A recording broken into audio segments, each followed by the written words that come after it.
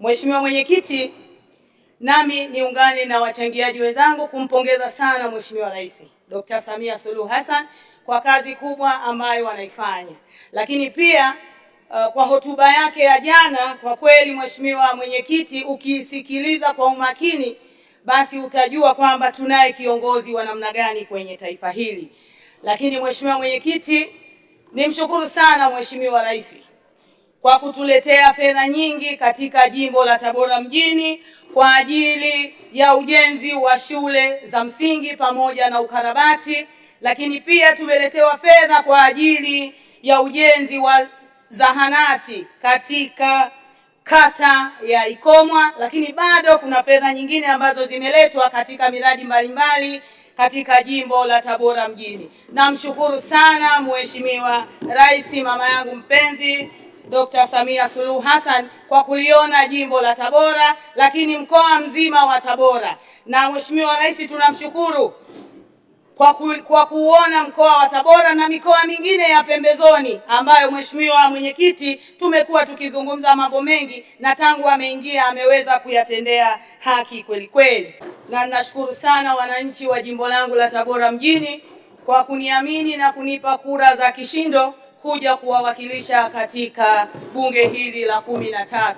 Ninawaahidi sitawaangusha, nitafikisha yale ambayo wanataka niyafikishe katika jimbo hili, katika bunge hili, lakini kwa serikali yetu.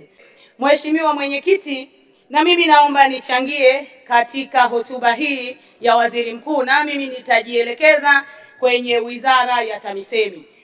Mheshimiwa Mwenyekiti, mimi nilikuwa nataka kufahamu, na hili swala Mheshimiwa Mwenyekiti, ninaomba sana serikali iweze kutupa majibu sahihi na majibu ya uhakika ili tuweze kuwa na majibu kwa wananchi wetu, lakini kwa viongozi wetu ambao tumekuwa tukifanya nao kazi kwenye maeneo yetu.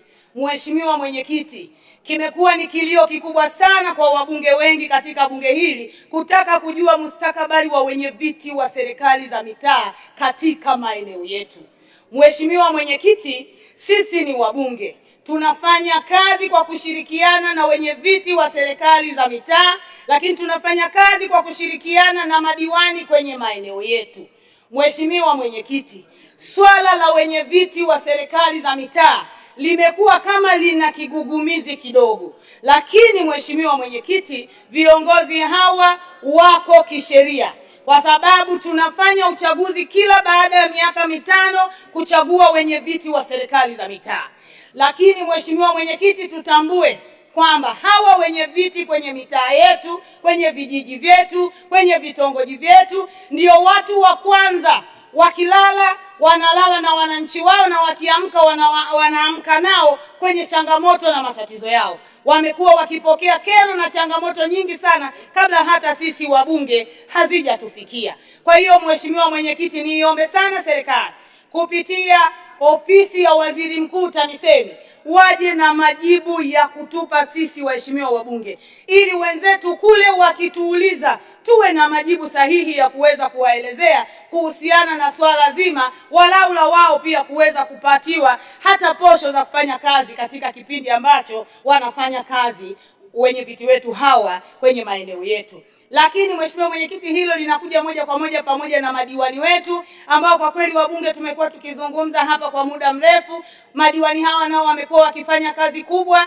tunasaidiana nao katika mambo mengi sana, lakini kama kumekuwa na kakigugumizi katika kuweza kujua hizi posho zao, Mheshimiwa Mwenyekiti, ni lini basi serikali inaweza kufanya jambo ili na wao basi waweze kutabasamu wakiwa wanatekeleza majukumu yao. Na Mheshimiwa Mwenyekiti, kwenye jambo hili naomba nimwambie Mheshimiwa Waziri wa TAMISEMI, wakati mnahitimisha, kama hautakuja na majibu sahihi, Mheshimiwa Waziri, nitashika shilingi yako, nitaondoka nayo.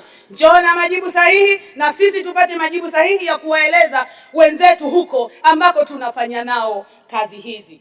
Mheshimiwa Mwenyekiti, ninaomba nizungumzie swala la hii mikopo ya 10%. Mheshimiwa Mwenyekiti, nakumbuka bunge lililopita nilizungumza kuhusiana na swala la mikopo ya 10% na tulishauri sana kuhusiana na jambo hili. Mheshimiwa Mwenyekiti, mikopo hii ilisimamishwa, lakini mikopo hii ikaja ikarejeshwa. Lakini Mheshimiwa Mwenyekiti, bado changamoto kwenye mikopo hii ni zaidi pengine ya zilizokuwepo huko nyuma. Malalamiko yamekuwa mengi, wananchi wanalalamika, hawaoni tija kwenye mikopo hii, na hususan wale walengwa ambao wanatakiwa kupewa mikopo hii. Mheshimiwa Mwenyekiti, tayari inaonyesha kumekuwa na upendeleo mkubwa sana kwenye utoaji wa fedha hizi, na wakina mama wengi ambao wanastahili kupata mikopo hii wamekuwa hawapokei mikopo hii.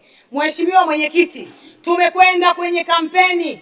Tunajua ni kwa namna gani wakina mama wengi wamejitokeza katika kampeni za Chama cha Mapinduzi kumuunga mkono Mheshimiwa Rais mama yetu. Lakini Mheshimiwa Mwenyekiti, tumekuwa tukiahidi kwamba tutakapofanikiwa tutahakikisha na wao wananufaika na mikopo hii. Mheshimiwa Mwenyekiti, niombe serikali, lazima tuangalie upya nini ambacho tunaweza kuwasaidia wakina mama wanaofanya biashara ndogo ndogo, na hususan za kuuza mboga, za kuuza matunda. Hawa wamama wanaonekana kwamba mitaji yao ni midogo, lakini ndio maana hawapewi mikopo hii. Lakini Mheshimiwa Mwenyekiti, hatuwatendei haki. Serikali, tunaomba mje na mpango mahususi ambao utawashirikisha wanawake hawa ambao wanauza mboga na hususan wanawake wangu wa jimbo la Tabora mjini, ili waweze kufanya biashara zao, wakuwe na wao sasa.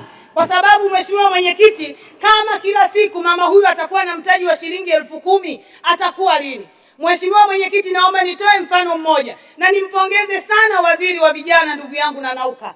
Alifika katika jimbo la Tabora mjini. Alipofika Nanauka hakulala. Alikwenda kutembea mtaani, alikutana na wanawake. Mmoja kati ya mabinti ambao alikuwa anafanya biashara ya kuchoma mahindi.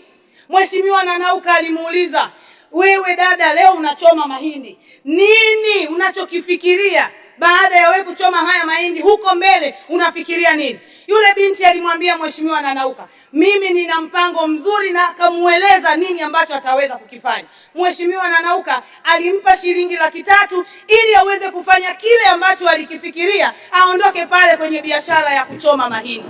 Jambo hili kama sisi sote tukilifanya kwa ufanisi, wanawake kama huyu binti wako wengi kwenye maeneo yetu, wanachohitaji ni kufikiwa na kuwezeshwa. Wanawezeshwaje? Lazima TAMISEMI kupitia wizara ya TAMISEMI, kaka yangu Mheshimiwa Shemdoe na wenzako, ninawaamini sana. Najua mna uwezo wa kufanya kazi vizuri sana, lakini bado kuna malalamiko mengi sana ya wanawake hawa na vijana ambao hawawezi kupata hizi fedha za 10%. Lazima tukae tuone ni namna gani tunawasaidia. Hawa wadogo wanaouza mboga ndio wamekuwa sapoti kubwa katika sisi wanawake ambao tunafanya siasa, hata nyinyi wanaume huko kwenye maeneo yetu. Mheshimiwa Mwenyekiti, naomba nizungumzie kuhusiana na swala zima la haya